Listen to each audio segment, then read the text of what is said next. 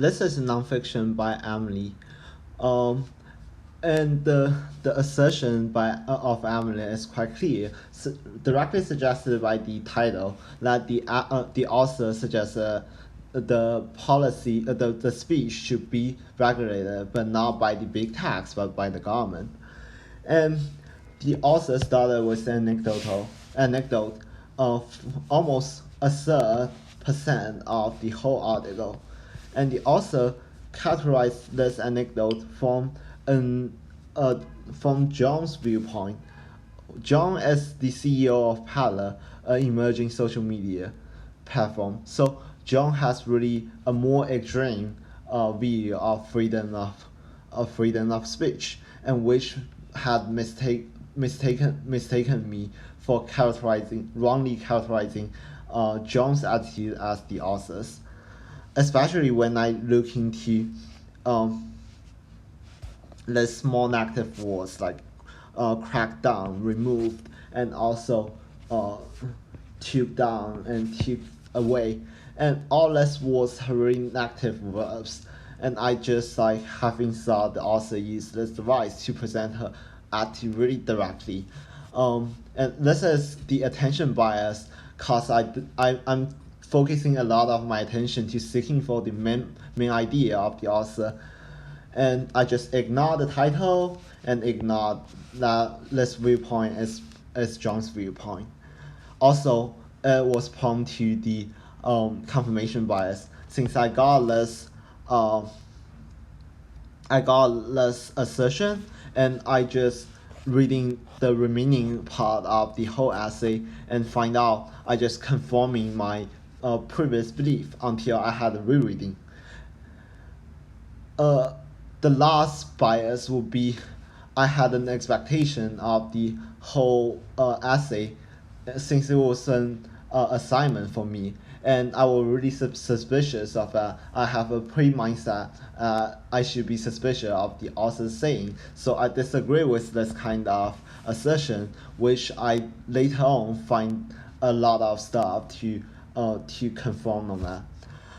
However, it was just not objective, and one of the way to mitigate this bias, this lens, could be have a rereading just like that, and also like having to think the alternative that this was John's viewpoint, not the author's, and also to consider the opposite. And lastly, we would like to discuss how the author presents the information by researching a few deeper contextual informations. For example, the New York Times, as a magazine mostly for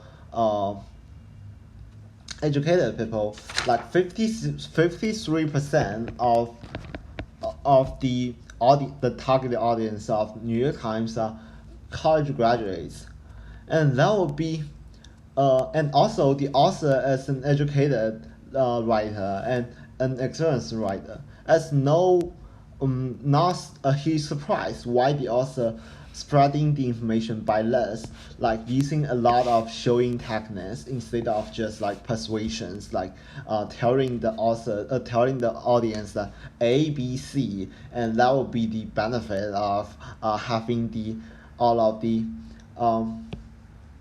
having the regulation of the government, but the author used show and telling all of the information by having captured conversations. For example, also with strong details like the time, and also a lot of details and how a lot of people, for example the blue ones, the highlighted, and also less details to provide mostly the raw evidence to the audience, and let the audience themselves to draw the conclusion, which will be more persuasive, especially for those educated people. They tend to be more critical toward the taxes. And also another thing is even though the less nonfiction follows the two criteria, and not to add and not to deceive, the author didn't add something irresponsible and not to deceive us intentionally. It should be considered as truth, but when I research further into the author's backgrounds, the author had really against the cyberbullying, and that would be against the cyber violence. That is the in another way, the author really wants a few regulation of the government on the violence of the free speech, especially on the social medias, and that's why she has her less viewpoints, and less viewpoints may potentially bias her writing.